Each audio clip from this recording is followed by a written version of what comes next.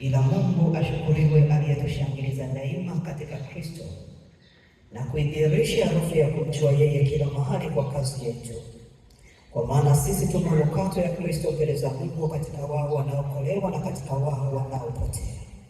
Katika hao wa pili harufu ya mauti iletayo mauti, katika hao wa kwanza harufu ya uzima iletayo uzima. Na ni nani atoshaye kwa mambo hayo? Kwa maana sisi si kama walio wengi waligoshio neno la Mungu, bali kama kwa weupe wa moyo, kama kutoka kwa Mungu mbele za Mungu twanena katika Kristo, na hili ndilo neno la Mungu. Tuketi.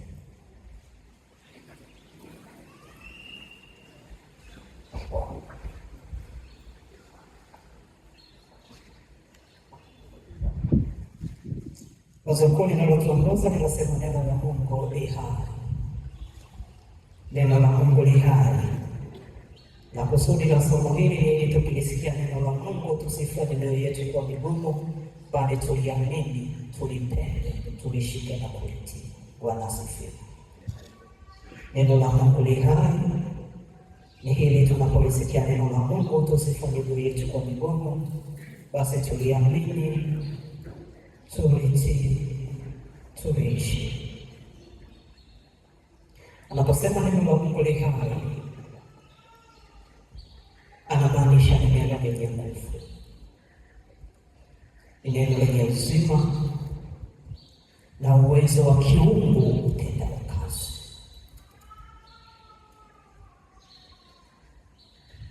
Ni neno lenye nguvu, ni neno lenye uzima, lenye uwezo wa kiungu kutenda kazi, lenye uwezo wa kubadilisha maisha na kuleta matokeo ya kudumu. Waebrania 4 mstari wa 12.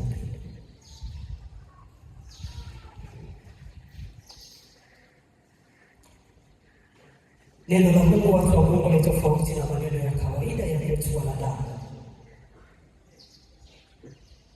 Neno la Mungu lina nguvu ya kuumba, nguvu ya kuponya, nguvu ya kuokoa. Bwana asifiwe. Neno la Mungu si kama maneno ya kwetu.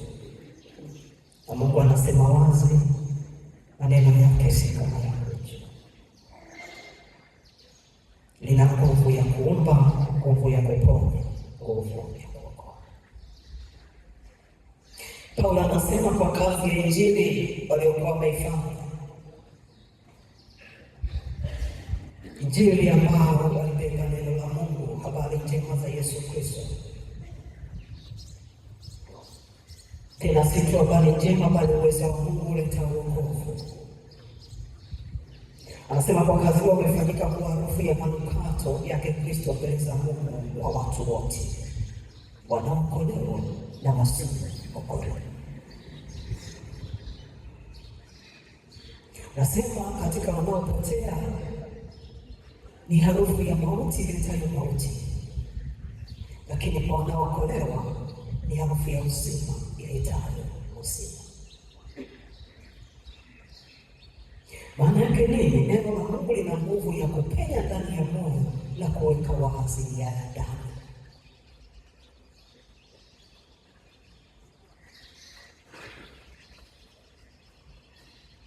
Waebrania anasema ni upanga ukatao kuwili, linapenya mpaka ndani, linachunguza, linagusa mawazo ya ndani.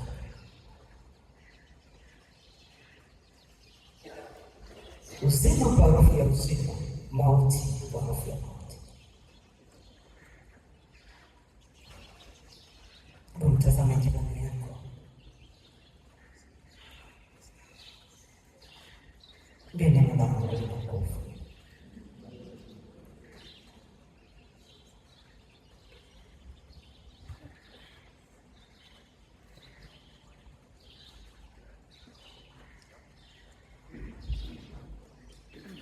Watu wa Mungu, neno la Mungu lina nguvu.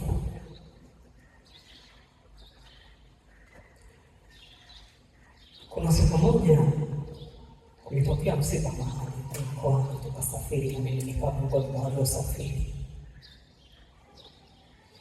Sasa nilisafiri nikiwa nimebeba Biblia iliyovaa kava namna hii. Tena kwenye hiyo Biblia nikaweka na akiba zangu nikiwa na uhakika kwamba atakija mtu kusachi atasachi kwenye mikoba, lakini kwenye Biblia hizi kunini kusachi.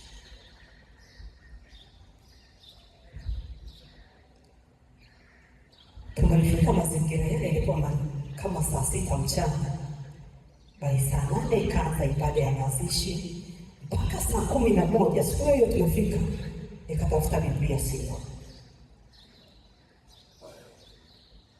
Watu wote tuliofika pale mizigo yetu ilifungiwa mahali pamoja, wote mizigo yao ipo, lakini mimi Biblia yangu iliondoka. Sasa mimi sikutaka kusema kwamba huko ndani nimeweka akiba zangu, nikaanza kuuliza, jamani Biblia yangu, jamani Biblia yangu, jamani mwenzangu Biblia yangu, jamani mwenzangu Biblia yangu. Sasa nikijua si Biblia itarudi. Katika kuendelea kuuliza kesho yake, baada sasa ya kila mtu, sasa baada nikawaambia, mnajua na nauli yangu ya kurudi mimi iko hiyo Biblia. Sasa niliwaambia baadhi hivi hata aliye naye asijue hivyo, maana niliweka huko kabisa ambapo mtu hawezi kujua kuna kitu. Kesho yake mdada mmoja ambaye alikuwa kama ana shida ya mapepo hivi, akaanza, kwanza nyinyi mmetushosha na Biblia. Kwa nini mmeleta Biblia huko ndani? Kwani Biblia zimeshona madukani? Si mkiona kama wale mnaona Biblia zingine. Sasa katika kuendelea kuchunguza, kumbe yule binti ndani ibeba ile Biblia, shida haikuwa ni hela, shida ilikuwa ni nini? Biblia kufika mahali pale. Bwana asifiwe mtu wa Mungu. Nataka nikwambie neno la Mungu lina nini? Mimi wakati natembea na Biblia yangu ninajua ni neno la Mungu, ni Mungu wangu, linaenda naye popote nilipo. Japokuwa naliweka moyoni, lakini natembea nayo popote majira na masaa yote nitakisoma neno la Mungu. Sasa nikaja kugundua vita ya kuondoka kwa Biblia, si kana kwamba Matari alicheza kwamba huko ndani kuna hela. Shida ni Biblia kuingia katika nyumba. Mtu wa Mungu, neno la Mungu lina nguvu. Inawezekana ukisikia ukasikia la kawaida. Inawezekana ukilisoma ukalisoma kwa jinsi ya kawaida.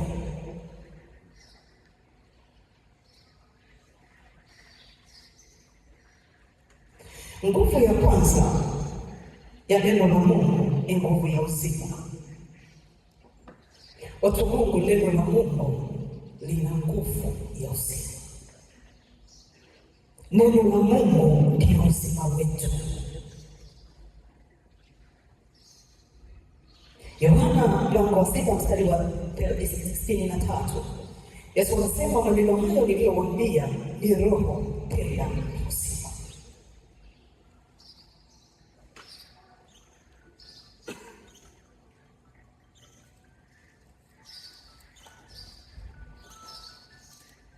Bwana Yesu asifiwe. Daudi alipogundua njia salama ya kujiweka salama, njia pekee ya kujiweka salama ni kulishika neno la Mungu, akasema hapana, nitaviacha vyote kuweka ndani yangu, ndani ya moyo nitaweka neno la Mungu, ili nisije nikamkosa Mungu, ili nisije nikamtenda Mungu.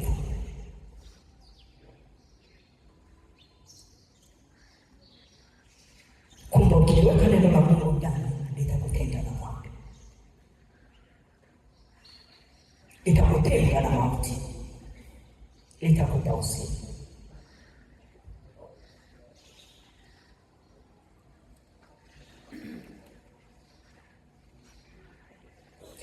Jambo la pili, neno la Mungu, watu wa Mungu, lina nguvu ya kupokea majibu ya maombi yetu. Lina nguvu ya kupokea majibu ya maombi yetu. Injili ya Yohana mlango wa 15 mstari wa 7 anasema, ninyi mkikaa ndani yangu na maneno yangu yakikaa ndani yenu, ombeni lolote mtakalo, nami nitafanya.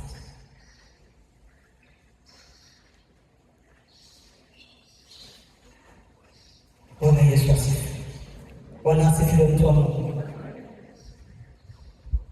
Biblia inasema neno la Mungu alihitaji msaada. Neno la Mungu, watu wa Mungu, limehakikishwa. Nikija kwetu alisema nenda, ukifika pale nikasema usiende rudi. Akisema neno nimemaanisha nenda.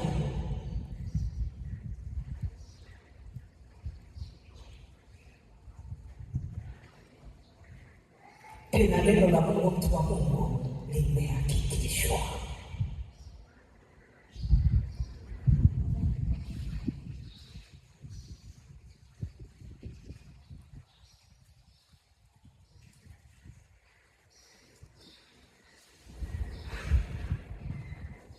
Wakati Israeli wakamwona Farao anakuja na jeshi lake,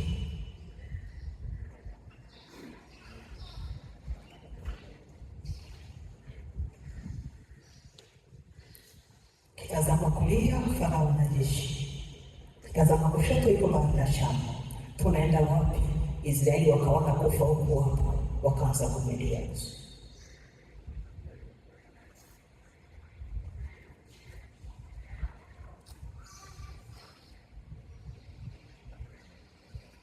Msaada aliyomtoa Mungu kwa Musa na Israeli, alimuuliza Musa, una nini mkononi? Musa alisema nina nini?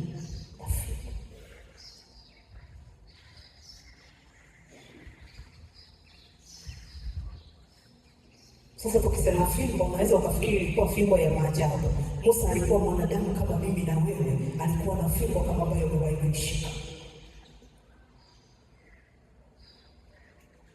Mungu akamwambia yapige maji. Alipoyapiga maji, inasema ile maji yaligeuka kuwa kuta, upande huu na upande huu, bahari ikawachika vizuri, wakavuka. Kwa nini? Kwa neno.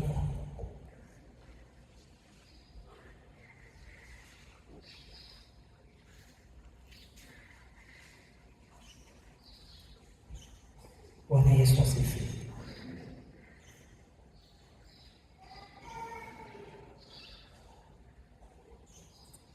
Malaika watatu walitembelea kwenye nyumba ya Ibrahimu.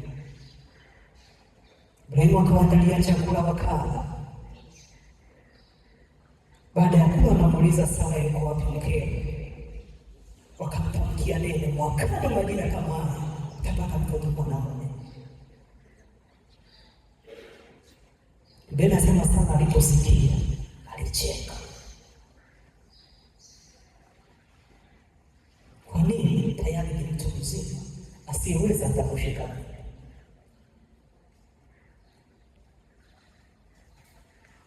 Lakini kwa neno la Mungu, watu wa Mungu, leo tunamzungumzia Isaka, mtoto wa Ibrahimu wa Sara, kwa neno la Mungu.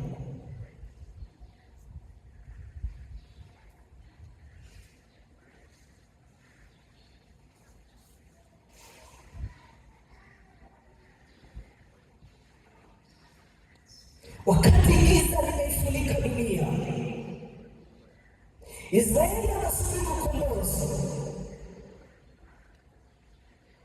Mungu amekwisha kuweka mpango ya kuileta nuru, ambayo nuru hiyo iking'aa gizani, hapana giza litaishinda.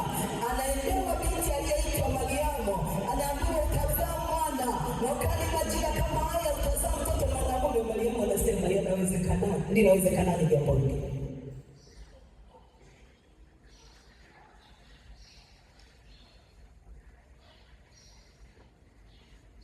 Mtu wa Mungu, neno la Mungu limebeba majibu yako.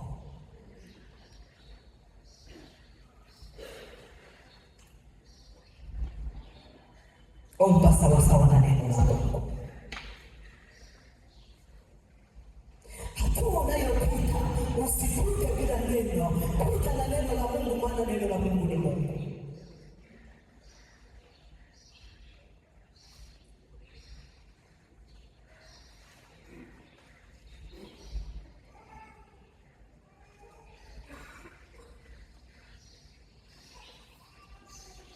Mipango ulionayo nayo.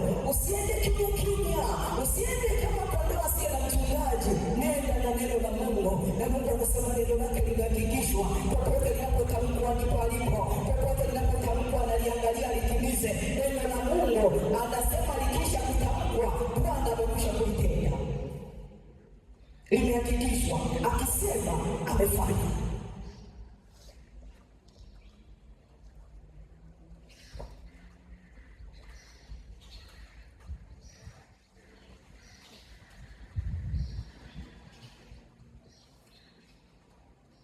Katikati ya pagumu unapopita, Mungu akupe neno la kupita nalo, na Bwana atakupa ushindi.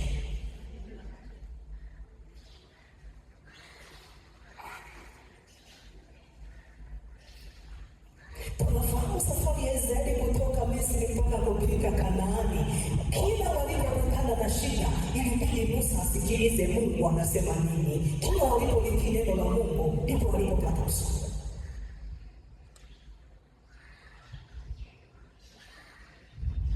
Walifika mahali pa jangwa, hakuna maji, wana kiu.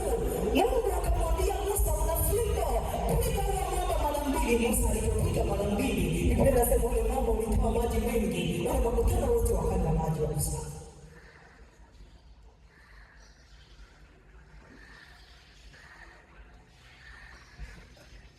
Kwa Mungu, badala ya kunung'unika, badala ya kusononeka, badala ya kususa, badala ya kukata tamaa, badala ya kwenda kuombewa siku 7 kwa juma, leo unaambiwa mahali hapa, leo unaambiwa mahali hapa, unabadilisha stesheni za maombi mpaka hapo nyumbani watoto wameshakukasikia kwa uko wapi na muda wa kuangalia katuni.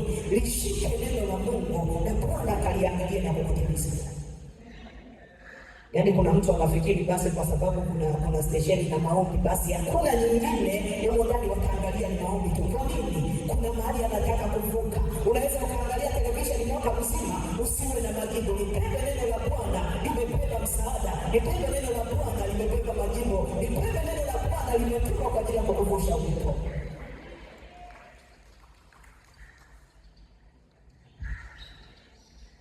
Jambo la tatu, neno la Mungu, watu wa Mungu, lina nguvu ya imani. Paulo anaandikia Warumi mlango wa 10 mstari wa 7, basi basi imani chanzo chake ni kusikia, na kusikia huja kwa neno la Kristo.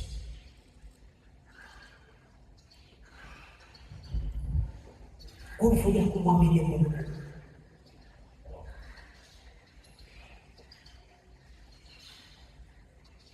Yesu alifika mahali akawaambia wanafunzi, enyi wenye imani haba, nitakaa kwenu hata lini? Mimi walioamini maneno yake.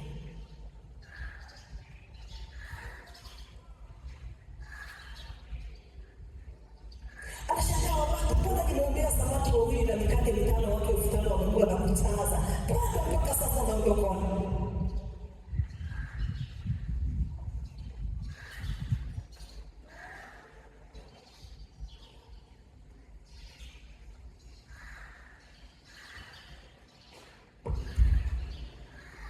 Nguvu ya imani.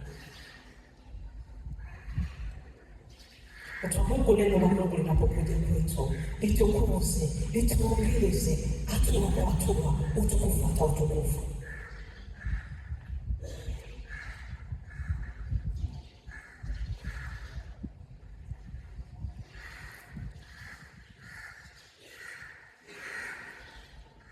Naeleza Biblia habari ya wafanyabiashara walikuwa wavuvi, walikesha usiku mzima wakivua samaki.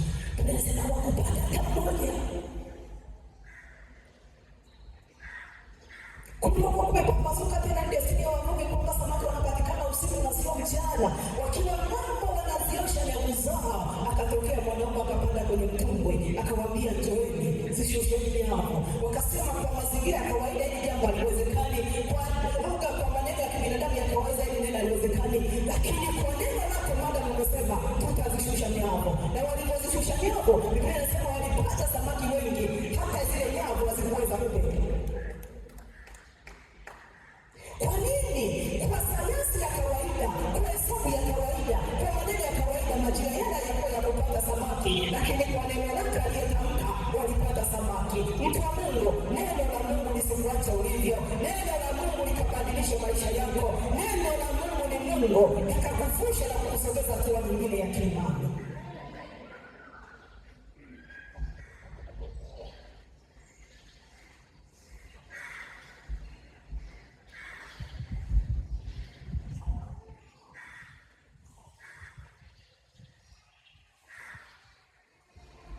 Tunafahamu jinsi Ibrahimu alivyopewa Isaka akiwa katika hali ya uzee.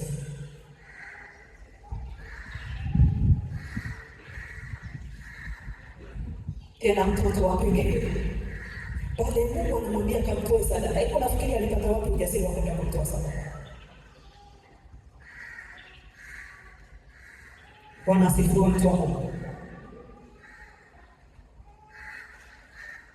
Sawa, ni jambo la kiimani. Hata sasa naitwa baba wa imani na mataifa yote tumebarikiwa kupitia yeye, lakini ule ujasiri wa kumpenda mwanawe mkee asiseme wacha niende mbele za Mungu nimsii Mungu, aseme nibebe kondoo elfu, nibebe ng'ombe elfu, nibebe mifugo mingine nikatoe sadaka nimwache mwanangu wa pekee. Kwa nini?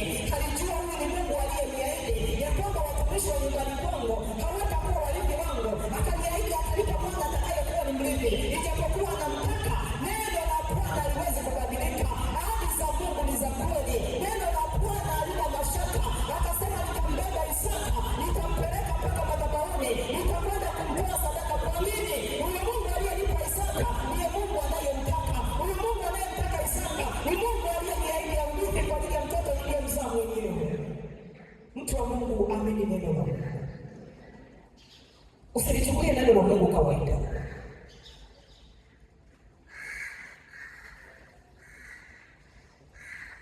Nini kilitokea? Wakati anataka kumtoa Isaka sadaka, mambo yakabadilika. Mungu akaachilia sadaka. Mungu akalikumbuka neno lake. Mungu akakumbuka agano lake ya kwamba huyu ni mwana wa Ibrahimu, na Ibrahimu ameahidiwa uzao kuliko hata nyota wa angani na mchanga wa bahari.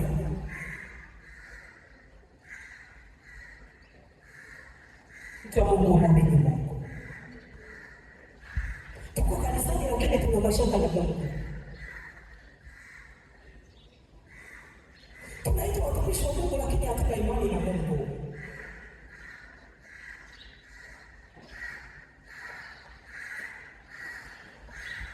Jambo la nne, neno la Mungu, watu wa Mungu, lina nguvu ya kuumba. Nguvu ya kuumba.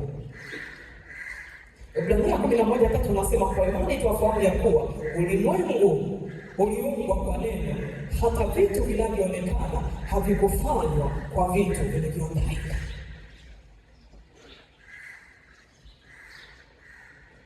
Tunavyoviona leo, watu wa Mungu, havikufanywa kwa vitu vinavyoonekana, bali kwa neno la Mungu. Akasema iwe nuru, ikawa nuru. Iwe mianga katika anga, ikawa mianga katika anga. Nchi haitoa mimea yake, nchi ikatoa mimea kwa neno la Mungu.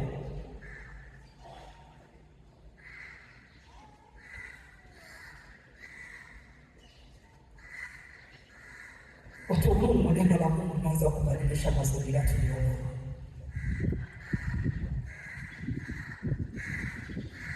Tukilishika kwa imani, tukitembea nalo kwa imani.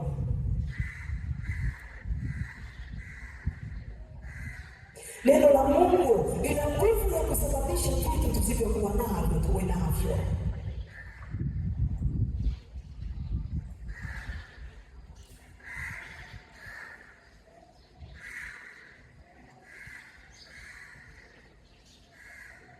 Kwa neno la Mungu, watu wa Mungu, Biblia inasema tumepewa na mamlaka yote mbinguni na duniani, na wakati tunalolifunga duniani, mbinguni linafungwa. Tunalolifungulia duniani na mbinguni linafunguliwa. Hatufungi kwa maneno ya kwetu, hatufungi kwa maneno ya kwetu, tunafunga kwa neno la Mungu.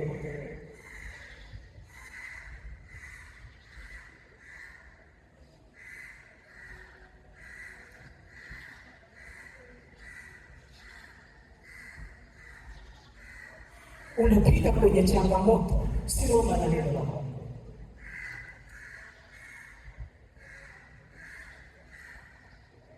Afya imeguswa, simama na neno la Mungu.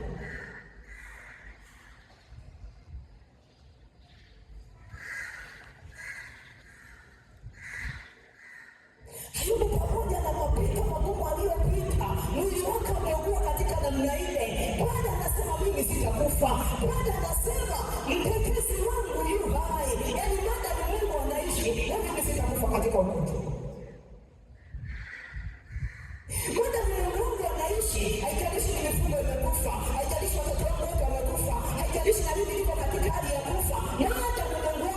ataishi nami nitaishi.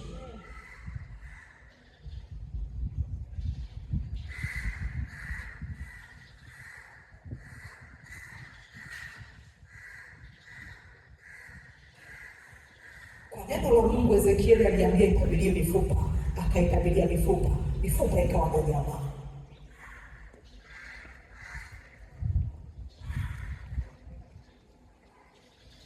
Jitamkie mema,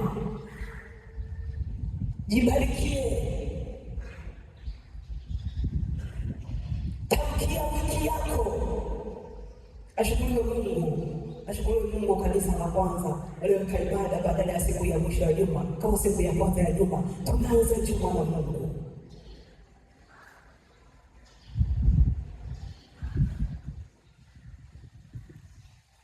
Mwambie Mungu, siku ya kwanza ya juma tunakumbuka na kusherehekea kufufuka kwa Yesu Kristo. Kama Kristo alivyofufuka kutoka kwa wafu, na vya kwangu vilivyokufa vikafufuliwe, na vya kwangu vilivyokuwa vikarudishwe. Kwa nini? Kwa neno la Bwana. Furaha iliyopotea irudishwe, heshima iliyopotea irudishwe, kila kilichoharibika kirudishwe, biashara iliyokuwa irudishwe, wateja waliokuwa warudishwe, kilichoharibika kirudishwe. Kwa neno.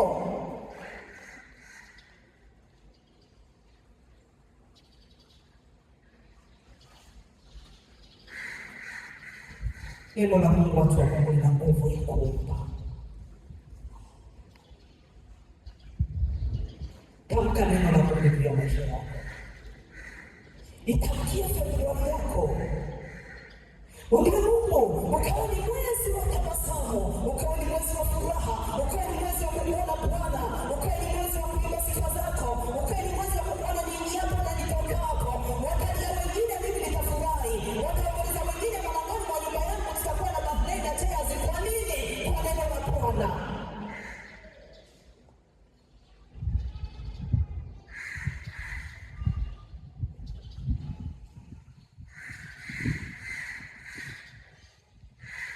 Nguvu ya kuponya.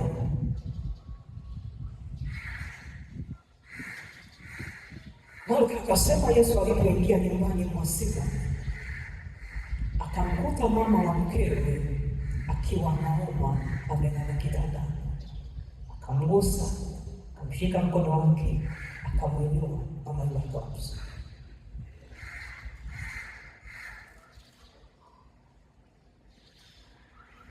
Lakini baada ya hapo, kwa neno lake aliendelea kukemea wenye mapepo na magonjwa mbalimbali wakawasa. Biblia inaeleza habari ya kila mmoja aliyekuwa na mgonjwa nyumbani mwake, akamwambia Bwana, wewe sema neno, ninaamini kwa neno lako tu, sio lazima twende. Kwa neno lako, kusema neno lako, ule mtu wa nyumbani atapona. Na aliporudi nyumbani, anauliza habari ya muda aliyopona, akagundua saa ile nilipotamka neno ndipo yule alipata kupona. Watu wa Mungu, neno la Mungu limebeba uponyaji. Yesu msalabani anasema, kwa kupigwa kwangu, kwa machubuko yangu, kwa maumivu yangu, ili ninyi mpone, ili ninyi muwe na uzima.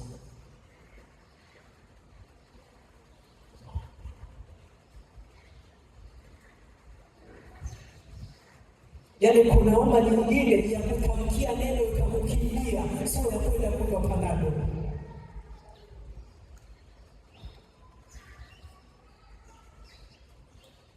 Kuna sauti nyingine ni za kukemea kwa neno la Mungu zikakimbia, sio za kuanza kuwapigia watu simu, hebu mtumishi, tena unapiga simu zikakimbia, unapiga kwanza, unapiga pili, unapiga tatu, mpaka saba wote hawapatikani. Neno la Mungu lina nguvu, watu wa Mungu. Neno la Mungu lina mamlaka. Neno la Mungu lina uwezo. Tulishike neno la Mungu, tuliamini neno la Mungu. Katika kila hatua ya maisha yako, tembea na neno la Mungu. Katika kila jambo unalolifanya, tembea na neno la Mungu. Kwa nini? Katikati ya hiyo hatua, hata sabri akiinuka, Mungu ataliangalia neno lake, atalitimiza.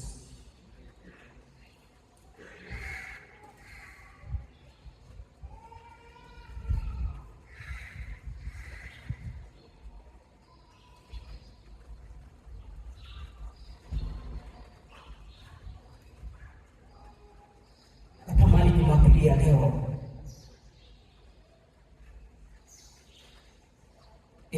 Jumapili ya mabadiliko,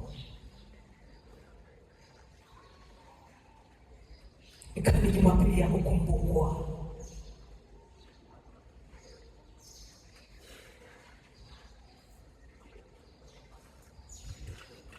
Ikanimwambia Mungu, uliyefanyika neno ukakaa kwetu tukauona utukufu, na mimi nikauona utukufu wako, nikauona wokovu wako, nikauona msaada wako, nikazione hatua zako, nikauone Mungu ukitembea na mimi. Kusimama.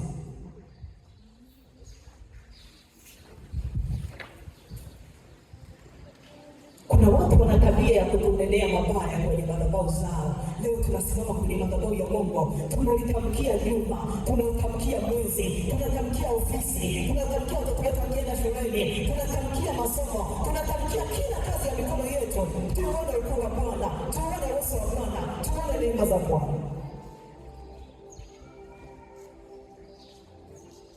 Beba sadaka zako. Leo tutaenda na sadaka zote. Unabasha zile tatu, wakili jengo na kiwanja, mfuko wa elimu kamata. Shukurani ya juma kamata. Fungu la 10 na shukrani mbalimbali shika mkono.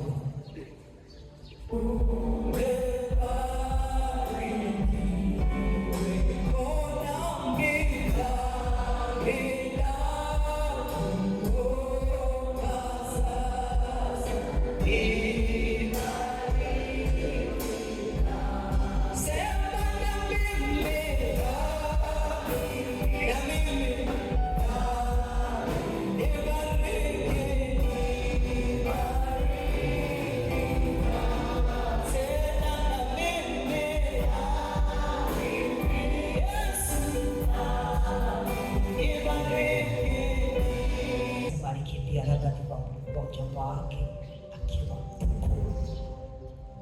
lakini alirudi na mali nyingi. Kwa nini? Mungu alimbarikia hata katika nchi ya ugeni. Nenda mbele sana, mwambie Baba mwema, kiongozi mwema, mwingi wa neema na rehema. Sema na Mungu, usinyamaze. Tazama ni wakati mzuri, wakati wa kurudi kwako kwa itikio na sadaka, moyo ukushangilia na kukutukuza. Wewe ni Mungu wa rehema na neema. Neno lako limesema, Mungu kila anayemtumikia Kristo na Baba yake wa mbinguni atamheshimu. Nasi kwa njia ya matoleo ya Mungu tunatumika madhabahuni pako. Mwambie Mungu, unikumbuke, uniinue, uniheshimishe. Hakuna aliyetoa kwako Baba mwema akapungukiwa. Mungu akukubali, Mungu akukubali, Mungu na kukushangilia na kukutukuza, kwa maana hata hivi nilivyo ni kwa neno la kwako, ni kwa sababu ya wewe. Pasipo wewe Mungu siwezi neno lolote. Ukaniweka kwenye nafasi ya kuwa wakili, na mimi ninakuja nimebeba sadaka ya uwakili, tena na majengo, tena kuimarisha jamii. Lakini kwa ajili ya juma ambalo limepita, juma la kwanza la mwaka wa pili, la mwezi wa pili, nimekuona Bwana, nimeona neema yako, nimeona fadhili zako.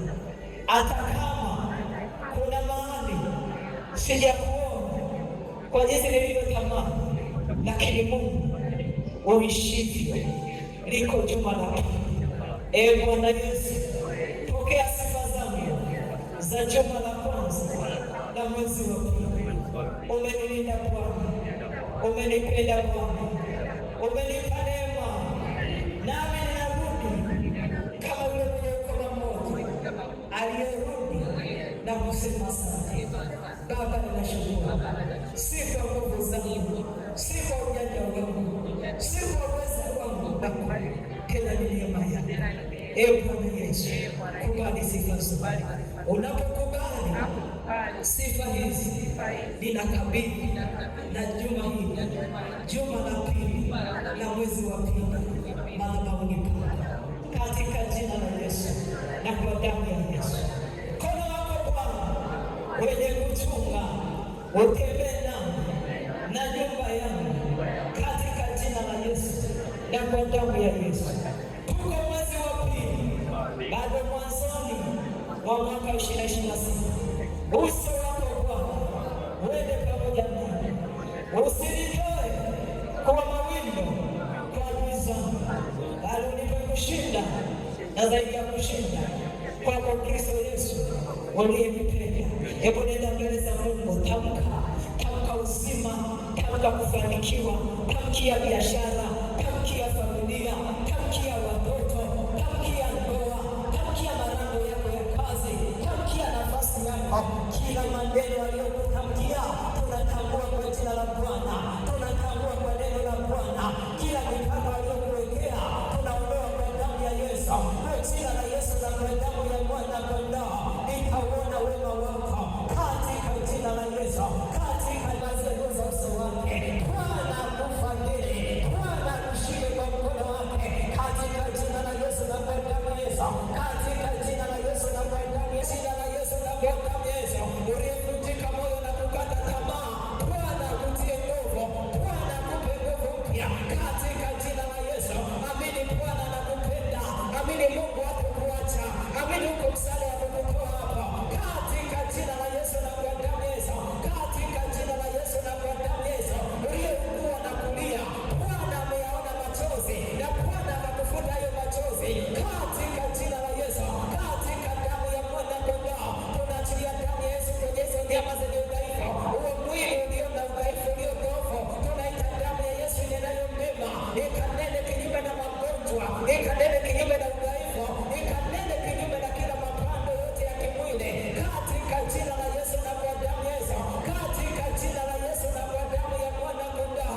Bwana akakuinulie msaada kutoka patakatifu pake katika jina la Yesu. Mwambie Bwana, kama Musa alivyosema, uso wako usipokwenda nasi. Mungu husika na masomo, Mungu husika na familia, Mungu husika na biashara, Mungu husika na kazi katika jina la Yesu na kwa damu ya Yesu, katika jina la Yesu na kwa damu ya Yesu.